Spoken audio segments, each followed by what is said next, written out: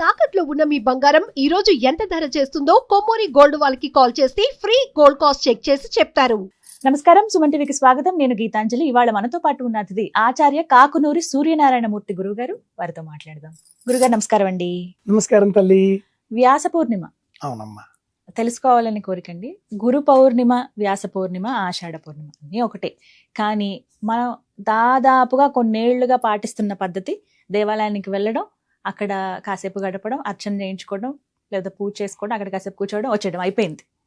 అసలైన అర్థం ఏంటి? మన శాస్త్రం ఏం చెబుతోంది గురు పౌర్ణమికి? విష్ణు పురాణం, విష్ణు ధర్మోత్తర పురాణం రెండింటిలో కూడా కథ ఇది.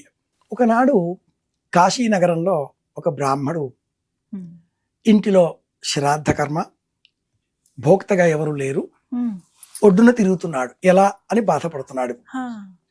సంతానం లేని ఇంట భోక్తగా ఎవరు రారు. ఈ నియమం ఉండేది. చాలా నియమాలు ఉన్నాయి. ఇంకెప్పుడన్నా మనం శ్రాద్ధ కర్మల గురించి వివరంగా చేద్దాం. వ్యాసుడు ఒక బ్రాహ్మణ రూపాన్ని ధరించి ఇతడికి కనిపించి, మీ ఇంట్లో ఈరోజు ఈ కర్మ ఉన్నది, సంతానం లేని కారణం చేత భోక్తగా ఎవరు లభించడం లేదు, నేను మీకు వ్యాసపీఠం అందిస్తాను. ఏ ఇంట్లో వ్యాసపీఠం ఉంటుందో ఆ ఇంట్లో సంతానం ఉంటుంది. ఏ ఇంట్లో వ్యాసపీఠం ఉంటుందో ఆ ఇంట్లో జ్ఞానం ఉంటుంది. సప్త సంతానాలలో గ్రంథం ఒకటి, గ్రంథ రచన ఒకటి అని వ్యాసుడు ఇతడికి వ్యాసపీఠం అందించాడు. అందించిన రోజు ఆషాఢ పౌర్ణిమ. కాబట్టి మనం వ్యాసుడిని గురువుగా స్వీకరించి కర్మ సిద్ధాంతాన్ని, జ్ఞాన సిద్ధాంతాన్ని రెండింటినీ చూసినప్పుడు జ్ఞాన మార్గాన్ని మనకు అందించిన ప్రస్థానత్రయం వీటన్నింటికీ మూలం అని చెబుతూ మనం వ్యాసుడిని గురువుగా స్వీకరించాం. వ్యాసం వశిష్ఠనత్తారం శక్తే పౌత్రమ కల్మషం పరాశరాత్మజం వందే. ఎవరికి వాళ్ళ పేరు చెప్పుకోకూడదు. వ్యాసుడెవరు అన్నప్పుడు పరాశరుడికి ముని మనమడు, శుకుడికి తండ్రి ఆయన పేరు చెప్పరు. శక్తే పౌత్రమ కల్మషం కదా. మన పేరు ఎలా చెప్పుకోవాలో కూడా ఈ శ్లోకం ధర్మం ఇంత సూక్ష్మంగా చెబుతుంది. ఆషాఢ పౌర్ణిమ నాడు ప్రతి ఇంట్లో కూడా వ్యాసపీఠాన్ని పూజించాలి. వ్యాసపీఠం లేకపోతే ఈసారి అయినా కొత్తగా తెలుసుకున్నాం కాబట్టి ఖరీదు చేసి ఇంటిలో పూజాగృహంలో ఆ వ్యాసపీఠం ఉంచి పిల్లలకు వ్యాసపీఠం విలువ చెప్పి ఆధ్యాత్మిక గ్రంథం, ఆ పుస్తకం ఏదైనా వ్యాసపీఠం మీద ఉంచి చదవాలి. పుస్తకం చేతిలో పట్టుకొని చదవకూడదు. ఫిజిక్స్ కానీ కెమిస్ట్రీ కానీ ఈ పుస్తకాలకు కూడా ఈ రూల్ ఉంటుంది. ఎనీ బుక్ గీతి శీఘ్రీశిర కంపి తదా లిఖిత పాఠక అనర్థ అల్పకంఠశ్చ షడైతే పాఠకాధమః వేదాంగ శిక్ష. చూచి చదవకూడదు. ఆ పుస్తకం అందులో పెడదాం. అది వ్యాసపీఠం. ఎవరి ముందు వ్యాసపీఠం ఉంటుందో వారు వ్యాసుడితో సమానం. అందుకని ఆషాఢ పౌర్ణిమను గురు పౌర్ణిమ, వ్యాస పౌర్ణిమ అంటూ మన వారు తెలియజేశారు. ఈ రోజున ఎవరిని మనం గురువుగా స్వీకరించామో వారికి మనం బహుమానాలు ఇవ్వాలి. ఎటువంటి బహుమానాలు ఇవ్వాలండి? వస్త్రాలు, ఆహార పదార్థాలు, పుస్తకాలు, ముఖ్యంగా పుస్తకాలు, అలాగే వారికి ఉపయోగకరమైనటువంటి పాదరక్షలు, గొడుగు, వర్షాకాలం కాబట్టి ఇలాంటి వాటిని వారికి మనం బహుమానాలుగా ఇవ్వాలి. ఎవరు వారు? తండ్రి. ఆచార్య దేవో భవ. తండ్రి మొదట. మాతృదేవో భవ, పితృదేవో భవ.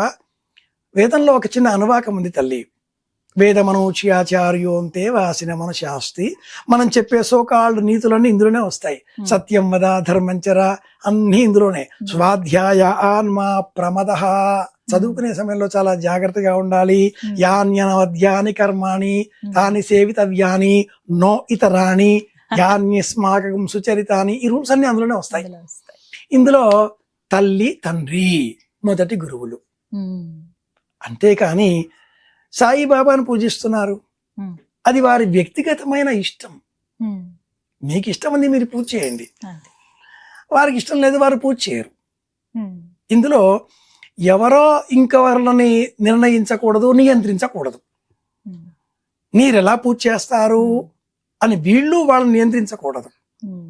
పూజ చేసేవాళ్ళు విశ్వసించే వాళ్ళు కూడా మేము నమ్మామండి, మాకు గురువండి, మేము పూజ చేసుకుంటున్నామండి అనడంలో అభ్యంతరమే లేదు, వాళ్ళ ఇష్టం.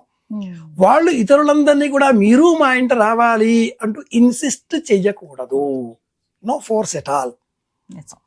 బట్ ఫోర్సిబ్లీ శాస్త్రం చెప్పింది మట్టుకు ఒక్కటే, వ్యాసుడు గురువు. నాయనా, వ్యాసుడు చెప్పేంత వరకు మనకు భగవద్గీత తెలియదు. ఆదిశంకరుల వారు ఆ భగవద్గీతని బయటకు తీసి మహాభారతంలో ఇందులో ఉందండి చదవండి అంటూ వ్యాఖ్యానం చెప్పే వరకు క్రీస్తు శకం 788, 810, 20 వరకు, మధ్యకాలం 32 ఏళ్ల వరకు, అంతకు పూర్వం మనకి అంతగా అలవాటులో లేని అంశం.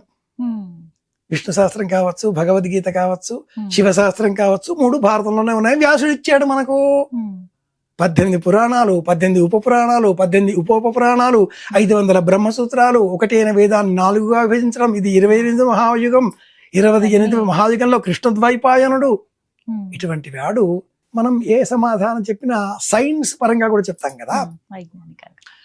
ఒక బిందువు అనుకుందాం. బిందువు చుట్టూ సర్కిల్ ఉంటుంది. పై 22/7 అని రాస్తూ ఉంటాం, వ్యాసార్థం ఆర్. దీనికి రేడియస్ అన్న పేరు పెట్టుకున్నాం మనం. ఒక బిందువు చుట్టూ ఉండే డిగ్రీలన్నీ 360, 360. బిందువుకు దగ్గరగా ఉండే వృత్తమైన, దూరంగా ఉండే వృత్తమైన ఆ వ్యాస పరిధి వృత్త లక్షణంలో 22/7. మీరు ఎంత పెద్ద రాసుకుంది వచ్చినది రాసుకున్నా అంతే అంతే కదా. ఆర్ అంటే 180 degrees ఫిక్స్డ్. ఇది ఎలాగో వ్యాసుడు అనే ఆ పీఠం ద్వారా వేదంలో ఉండే జ్ఞానాన్ని పంచమ వేదం అన్న భారతం పేరిట, వేద సమమైన ఇతర రామాయణ పురాణాల ద్వారా వ్యాసుడు మనకు చెప్పాడు. మనకు తెలిసిన హరిశ్చంద్రుడు సత్య హరిశ్చంద్రుడు. అబద్ధాలు ఆడాడా? ఆయన పేరే సత్య హరిశ్చంద్రుడు కదా. కానీ హరిశ్చంద్రుడు అబద్ధం ఆడాడు అని వేదం చెబుతుంది. వేదంలో ఉండే హరిశ్చంద్రుడు వేరు.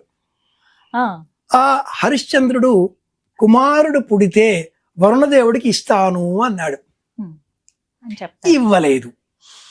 కొంతకాలం గడిచింది. వరుణదేవుడు వచ్చి అబ్బాయిని ఎప్పుడు ఇస్తావు అని అడిగాడు. ఉపనయనం చేశాక ఇస్తాను అన్నాడు. ఉపనయనం చేయడం మానేశాడు. వశిష్ఠుడు కుల పురోహితుడు కాబట్టి ఆ పిల్లవాడికి ఉపనయనం చేస్తే వాడు పారిపోయాడు, పట్టుకొచ్చాడు. ప్రజలంతా కూడా కన్నబిడ్డలతో సమానం కాబట్టి ఏ ఇంట్లోనైనా 3 కుమారులు ఉంటే, వేదంలో ఫ్యామిలీ ప్లానింగ్ అది ఇంకో కథ, 2నే కనాలి, 3ని కనకూడదు. ఏ ఇంట్లోనైనా 3ని కంటే ఒకరిని తీసుకువచ్చి వరుణదేవుడికి అప్పగించండి అంటూ షార్ట్ కట్ టెక్నిక్ వశిష్ఠుడు ఈ హరిశ్చంద్రుడికి చెప్పాడు. అక్కడి నుంచే మొదలు ఈ షార్ట్ కట్ టెక్నిక్స్ వ్యవహారాలు. దాంతో ఏ ఇంట్లోనైనా ఉన్నాడా? ఒక ఇంట్లో ఉన్నాడు. శునశ్శేఫుడు అనే వ్యక్తి ఒక ఇంట్లో ఆ 3లో మధ్యవాడు. ఇంటికి మీ ఇంట్లో 3 పిల్లలు ఉన్నారు కదా అంటూ భటులు పెడితే, పెద్దవాడిని తండ్రి నేను ఇవ్వను అన్నాడు, చిన్నవాడిని నేను ఇవ్వను అంది తల్లి, మధ్యవాడు తనకు తానే నన్ను తీసుకుపోండయ్యా అన్నాడు. వచ్చేశాడు. వాడు విశ్వామిత్రుడికి మేనల్లుడు. హఠాత్తుగా అక్కడికి వచ్చేసిన విశ్వామిత్రుడు ఆదరాబాదరాగా తన 50 మంది కొడుకులను ముందు వాడికి కట్టు విప్పేయండి అంటే ఆ 50 మంది ఒప్పుకోలేదు, భయపడి ఆగిపోయారు. దాంతో విశ్వామిత్రుడు తన కుమారులను అంధరకులు కండి అంటూ శపించాడు. వాళ్లే ఆంధ్రులు, వాళ్లే తెలుగు వాళ్ళు, వద్దన్న పని చేసేవాళ్ళు. ఈ కథ నేను చెప్పింది కాదు, శతపథ బ్రాహ్మణం అనే వేద విజ్ఞానంలో ఒకనొక బ్రాహ్మణంలో ఉన్న కథ. వేదం కథ శతపథ బ్రాహ్మణం ఆ గ్రంథం పేరు. ఆంధ్రుల పుట్టుక ఇలాంటిది. మన విషయంలోకి వచ్చేస్తే, కొడుకు పుడితే ఇస్తాను అన్న విశ్వామిత్రుడు ఇవ్వలేదు కదా, ప్రత్యామ్నాయాలు ఆలోచించాడు కదా. అంటే ప్రాథమికంగా అబద్ధం చెప్పినట్టే కదా. హరిశ్చంద్రుడు సత్యం వద ధర్మంచర స్వాధ్యాయ ఆన్మా ప్రమద అని వేదం ఈ వేదాంగ శిక్ష మంత్రం చెబుతూ అక్కడే ఒక మంచి నీతి చెప్పింది. అనవసరంగా మాట్లాడకు.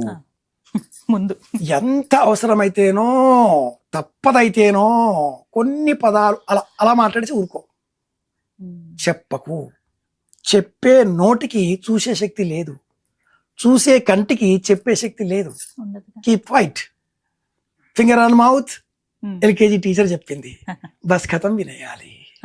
అంతే. ఇది వేదం చెప్పిన సూక్ష్మమైన నీతి. ఉమ్, గురు పూర్ణమ వ్యాస పూర్ణమ ఎవరిష్టాలు వాళ్ళవి. ఇతరులను పెంచుకోవచ్చు. నిరోధించకూడదు, మీరు వెళ్ళకండి అనకూడదు. ఉమ్, మీ అభిప్రాయాలు మీరు చెప్పుకోండి. ఉమ్, బలవంతంగా ఇతరుల పైన ఇతర మతాల వాళ్ళు వచ్చి ప్రచారం చేసుకుంటున్నట్లుగా మతాలని ప్రచారం చెయ్యొద్దు.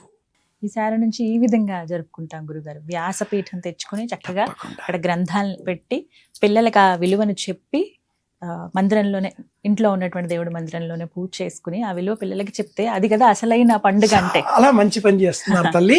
ఉమ్, హిమాలయాలలో ఎక్కడో కొండల మీద మనకు ఆంజనేయ స్వామి వారు కోతి రూపంలో కనిపించాడు అని ఆ మధ్యన ఒక ఫోటో బాగా పాపులర్ అయింది. అవును. మీడియా వాళ్ళు బ్రహ్మాండంగా దానికి ఒక Viral మార్కెట్ క్రియేట్ చేశారు.